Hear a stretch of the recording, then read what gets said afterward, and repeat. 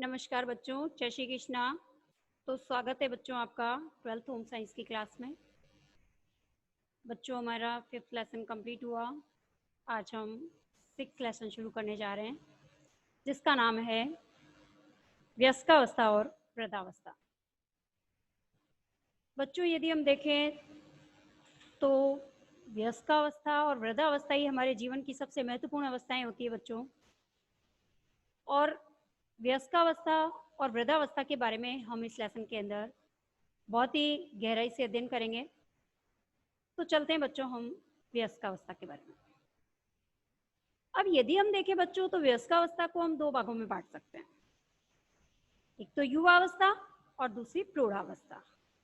क्योंकि जो वयस्कावस्था की आयु होती है ये आपकी 20-21 वर्ष से लेकर के पूरी 60 वर्ष तक चलती है। कौन सी? वयस्कावस्था की। ध्यान देना, अब मैंने कहा कि वयस्कावस्था को कितने भागों में बांटा? दो भागों में। कितने भागों में? दो भागों में बांटा। पहला है हमारा युवावस्था और दूसरा है हमारा प्रौढ़ावस्था। तो यदि मैं युवावस्था की बात करूं तो युवावस्था की जो आयु होती है ये होती है आपकी जैसे ही किशोरावस्था समाप्त होती है 20 से 21 वर्ष के बाद। जैसे ही किशोरावस्था समाप्त हुई और 20 से 21 वर्ष से लेकर 40 वर्ष तक की जो आयु होती है बच्चों, ये कहलाती है युवावस्था। क्या कहलाती है? युवावस्था कहलाती है। और 40 वर्ष से लेकर के और 60 वर्ष तक की जो आयु होती है ये क्या कहलाती है? ये आपकी कहलाती है वयस्कावस्था, प्रौढ़ावस्था कहलाती है। क्या कहलाती है? प्रौढ़ावस्था कहलाती है। तो इस प्रकार हमने वयस्कावस्था को कितने भागों में बांटा? दो भागों में, युवावस्था और प्रौढ़ावस्था, है ना। तो अब युवावस्था के अंदर क्या होता है? जैसे ही किशोरावस्था समाप्त होती है, हमने देखा था किशोरावस्था को हमने दो भागों में बांटा था, पूर्व किशोरावस्था और उत्तरा किशोरावस्था। पूर्व किशोरावस्था के अंदर विभिन्न प्रकार के शारीरिक, मानसिक, संवेगात्मक परिवर्तन होते हैं, सामाजिक परिवर्तन होते हैं। उत्तरा किशोरावस्था में जैसे जैसे बालक आता है वैसे वैसे थोड़ा सा स्थिर हो जाता है, बैलेंस हो जाता है, होता है। अब जैसे ही उत्तरा किशोरावस्था से वो युवावस्था के अंदर जैसे ही प्रवेश करता है तो और ज्यादा स्थिर हो जाता है, उसके अंदर स्टेबिलिटी आ जाती है ना। और अब वो शारीरिक रूप से, मानसिक रूप से और सभी तरीके से वो जो होता है पूर्ण रूप से परिपक्व हो जाता है।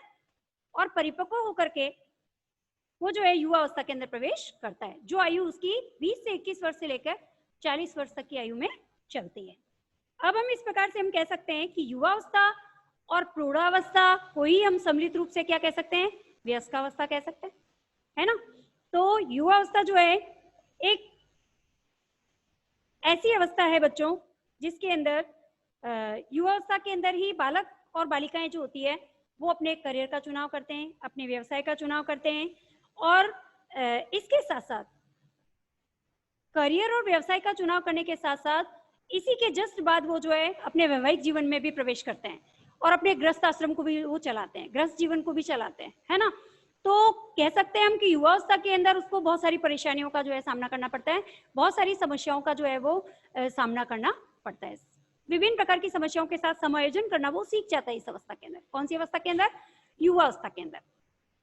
लेकिन यदि हम प्रौढ़ावस्था की बात करें जो कि 40 वर्ष से लेकर 60 वर्ष तक की आयु है, तो इसके अंदर क्या होता है कि इनके अंदर जो है शारीरिक परिवर्तन, मानसिक परिवर्तन, सामाजिक परिवर्तन या संवेगात्मक परिवर्तन तो होते हैं, लेकिन अब इनकी जो गति होती है वो धीमी हो जाती है ना, क्योंकि ये पूर्ण रूप से किशोरावस्था के अंदर डेवलप हो चुके होते हैं।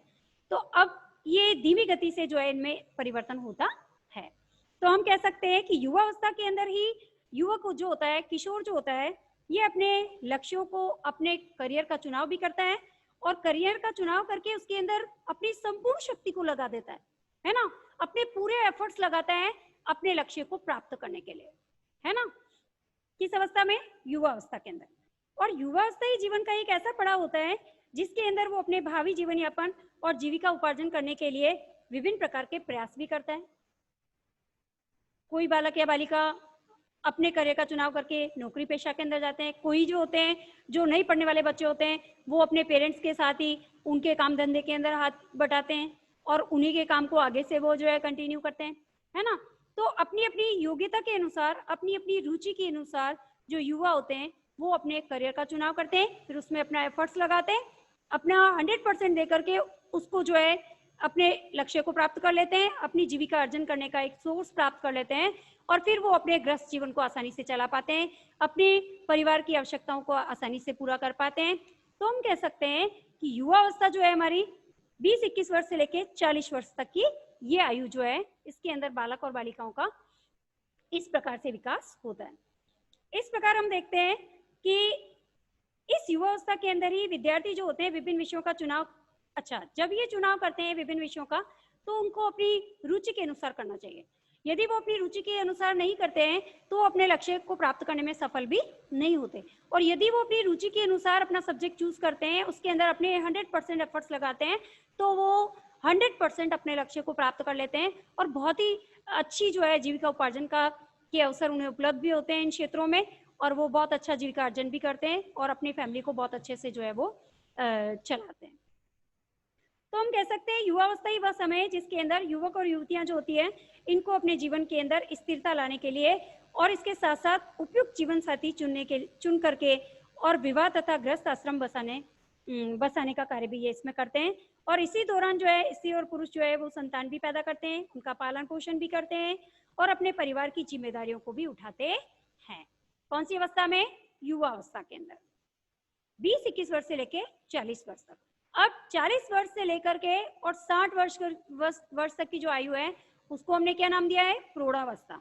हमने वयस्कावस्था को 2 भागों में बांटा, युवावस्था और प्रौढ़ावस्था, है ना। तो आज बच्चों हमने युवावस्था के बारे में पढ़ा कि किस प्रकार से युवावस्था के अंदर बच्चे, किशोर और किशोरी जो होते हैं वो अपने करियर का चुनाव करते हैं और करियर का चुनाव करके उसके अंदर अपना 100% एफर्ट्स देते हैं, मेहनत करते हैं और अपने लक्ष्य को प्राप्त करते हैं। उसके बाद वो अपने वैवाहिक जीवन में प्रवेश करते हैं, अपने गृहस्थ आश्रम में प्रवेश करके अपने गृहस्थ जीवन को चलाते हैं और अपने परिवार की आवश्यकताओं को पूरा करते हैं। तो बच्चों आज हम यहीं तक पढ़ेंगे और नेक्स्ट टॉपिक हम नेक्स्ट क्लास के अंदर पढ़ेंगे। धन्यवाद बच्चों, जय श्री कृष्णा।